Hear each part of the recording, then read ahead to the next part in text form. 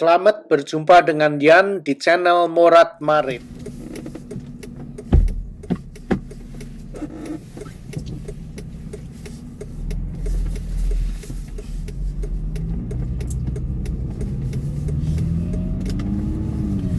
Hello Indonesia. Selamat pagi, siang, sore, dimanapun kalian berada. Kali ini aku akan ngeyel sambil perjalanan aku ke toko ya. Nah, di sini cuaca sudah tidak begitu dingin, sekitar 9 derajat ya. Jadi coba kalian bisa lihat jalanan ini sudah bersih karena saljunya sudah meleleh. Nah, aku mau pergi ke toko ya. Nah, ini masih di depan jalanan di kompleks. Sekarang ini aku akan masuk ke jalanan umum, belok kanan ke jalanan umum. Nah, ini dia. Coba kiri kanan kalian sudah melihat banyak salju yang meleleh. Aku mau ngeyel apa ya? Mau cerita-cerita aja ya. Pengalaman dari kenalan teman kenalan dari YouTube ya. Menurut saya bukan main sekali ya. Rumahnya itu dicuri orang, dirampok orang. Dari belakang rumahnya itu digangsir. Jadi malingnya masuk dari belakang rumah. Lah itu lihat. Nah, sebelah kiri itu mobil kuning, kalian bisa melihatnya. Ada 3 mobil ya, sedang menyiram garam dan pasir. Karena di jalanannya kan kelihatan basah kan, saljunya meleleh. Dan nanti malam cuaca akan drop ke 0 derajat. Jadi kalau tidak disiram dengan garam, airnya atau saljunya akan membeku menjadi es dan akan menjadi bahaya. Nah, caranya menyiram garam seperti ini. Kalian bisa lihat itu di belakang mobilnya itu. Nah, itu ada penyiram garam. Nah, itu garam yang putih-putih itu disebarkan, itu garam itu agar jalanan aspalnya itu tidak membeku. Nah, seperti ini ada caranya ya, seperti mobil kuning yang sama seperti di sebelah kiri itu. Mereka sedang menyiramkan garam dan pasir itu. Kalian bisa lihat sendiri. Dan ada jalan yang lain lagi, seperti dump truck yang kalian akan lihat ini. Nah, ini dia. Dia juga sedang menyiram garam dengan pasir. Dan ini lain lagi kalau di parking lot, di tempat parkir di shopping center, cara menyiramnya seperti ini. Nah, kalian bisa lihat sendiri. Sangat menarik. Lanjut dengan cerita aku ya. Banyak kendaraan yang membersihkan salju-salju itu. Mereka menyiram pasir dengan garam ya. Karena mungkin es nanti malam akan membeku lagi mungkin ya. Oke. Ini rumahnya dirampok orang sewaktu dia nggak ada di rumah. Dia bikin lubang masuk ke halaman belakang dia, terus rumahnya dicuri. Kecurian. Tapi tidak melapor ke polisi. Kenapa ya? Atau mungkin saya sendiri juga pernah mengalami sewaktu cuti ke Indonesia. Saya akan cerita ya. Waktu itu saya cuti dari Jogja atau dari Solo gitu. Terus aku nyewa taksi. Macam apa ya? taksi atau bukan taksi itu ya, macam satu servis gitu loh. Kita bisa diantar ke Surabaya pakai mobil, ada sopirnya yang nganter gitu. Nah, dalam pertengahan jalan mobil dia disenggol dengan orang naik motor. Akhirnya lampu signalnya sebelah kanan itu pecah. Dia keluar, ternyata lampunya pecah. Akhirnya yang nabrak minta maaf ya, alasan gini-gini. Terakhirnya ya udah gitu aja, dia tinggalin, kembali ke mobil, melanjutkan perjalanan nganter aku. Terus aku tanya, kenapa nggak panggil polisi? Dia bilang, ya lah, nanti kalau polisi datang mobil saya malah ditilang, saya nggak bisa kerja lagi, urusannya lebih besar, saya lebih banyak keluar uang. Terus dia bilang tidak bisa nganter saya ke Surabaya, dia rugi duit kan. Nah itu, walaupun dia nganter saya ke Surabaya pun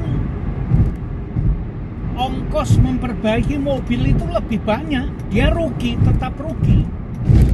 Nah seperti itu.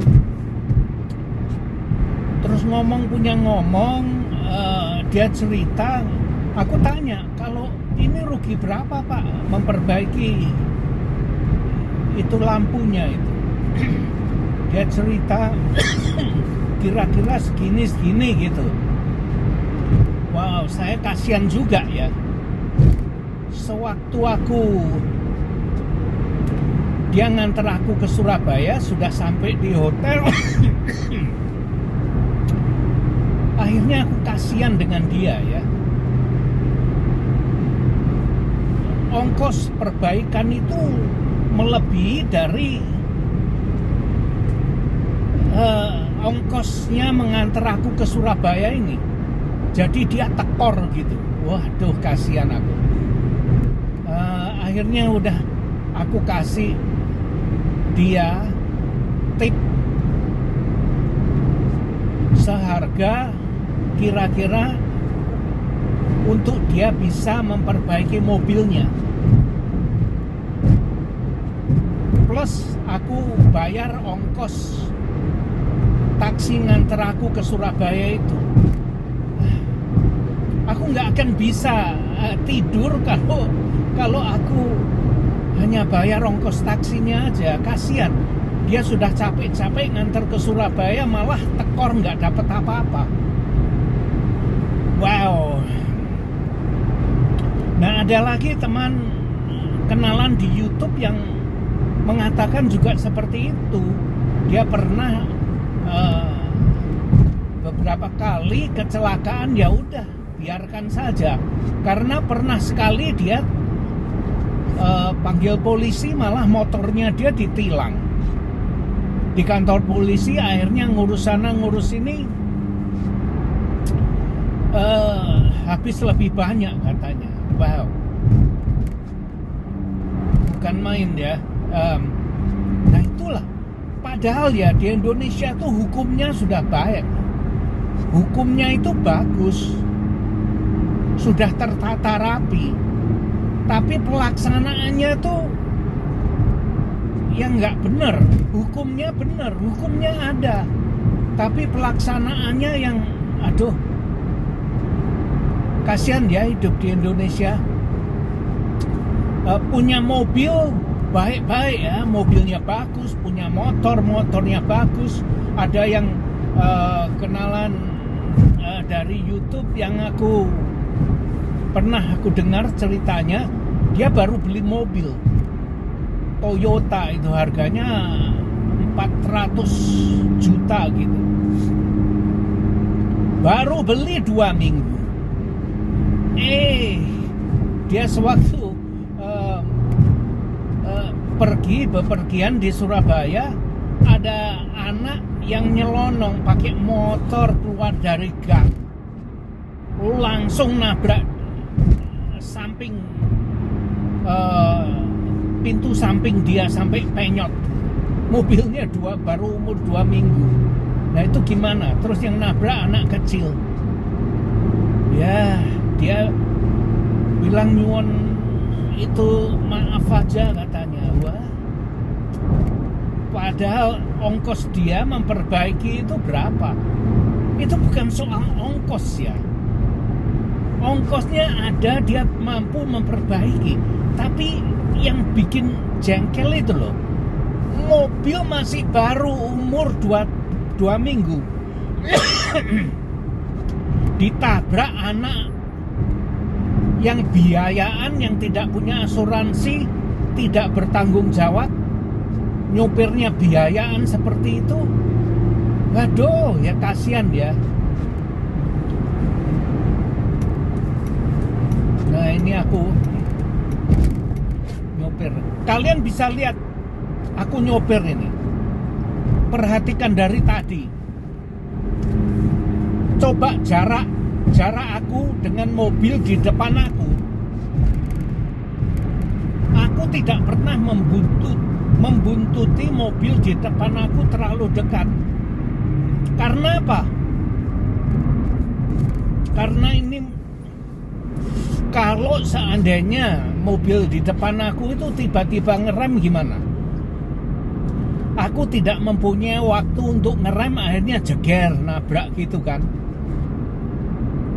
Aku kasih paling tidak 5 mobil jaraknya dengan mobil yang ada di depan aku, malahan lebih. Ya itu, aku lihat orang nyopir di Indonesia, aku tidak berani loh nyopir di Indonesia ya. Takut aku melihat orang bawa mobil di Indonesia, tuh ngeri sekali aku.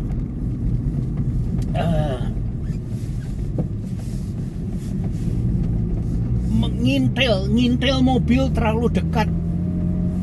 Jarak mobil antara itu mobilnya dengan mobil yang di depannya itu terlalu dekat. Sangat bahaya sekali. Mau belok pun juga tinggal belok aja. Kalau di sini aku mau ganti lane itu aja. Seperti tadi aku di jalur kanan kan, mau pindah jalur ke kiri itu aku sudah kasih signal. Aku kasih tahu mobil di belakang aku mau belok ke kiri. Di Indonesia mau pindah jalur aja nggak pernah ada yang ngasih tanda. Kalau di sini kasih tanda semua. Lihat itu di depan itu, mau belok kanan dikasih tanda kan. Nah itu yang mau belok kiri kasih tanda. Jadi kita orang bisa mengetahui kemana kita perginya. Kalau di Indonesia mana ada. Dia belok kanan, belok kiri ya tinggal belok aja. Di sini jauh-jauh. Kira-kira 50 meter gitu kita sudah harus ngasih signal kemana kita mau pergi. Gitu loh. Seperti ini, aku juga kasih signal ini.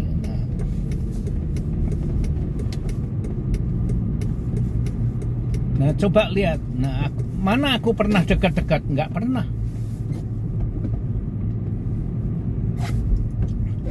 Harga bensin turun di sini. 1 galonnya $2.99 ya, $3 lah 1 galon. 1 galon itu sama dengan 4,7 liter. Kalian bagi sendiri aja.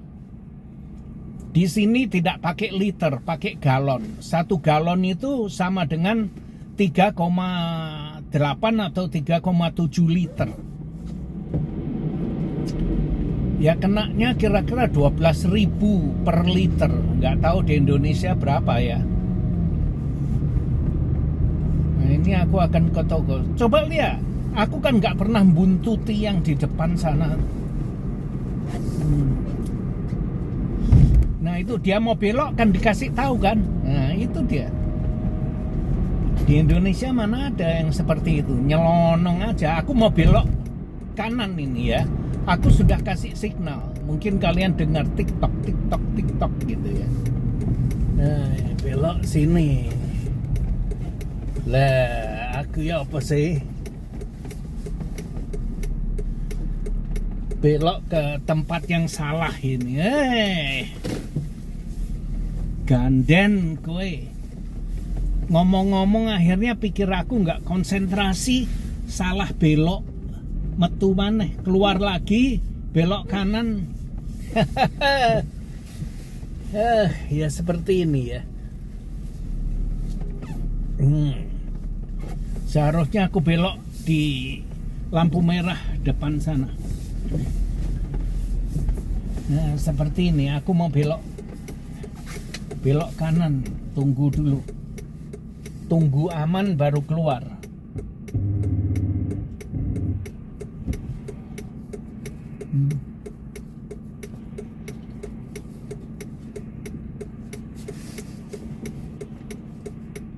Aku mau bikin fotokopi itu. Printer aku rusak, padahal baru beli bulan Desember yang lalu. 1 tahun rusak printernya. Embuh. Nah ini dia aku keluar ya. Seharusnya aku belok ke sana itu karena matahari silo aku nggak bisa kelihatan, jadi salah belok tadi.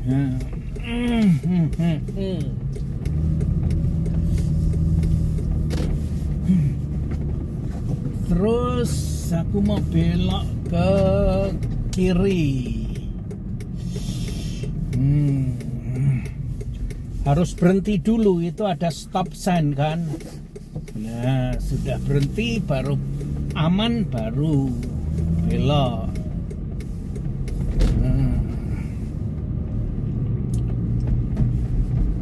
Nah itu banyak salju itu bekas kemarin itu dibersihkan, ditumpuk di pojokan sana. Nah ini aku mau belok kanan, kasih tanda dulu, belok kanan kasih tanda seperti ini. Nah aku mau ke toko Staple gitu, sebelah sana, yang sebelah kiri sana. Lihat ini saljunya numpuk di situ ya, saljunya sudah kotor. Ya seperti ini. Sehabis turun salju langsung dibersihkan agar tempat parkirnya itu bisa dipakai.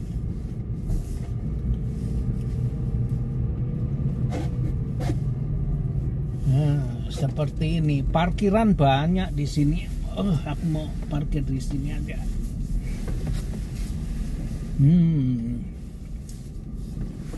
Oke, aku mau ke toko dulu ya. Ke toko dulu. Nanti aku sambung lagi. Oke, bye-bye. Terima kasih sudah nonton video ini dan jangan lupa like, comment, share, dan subscribe. Adios, my friend.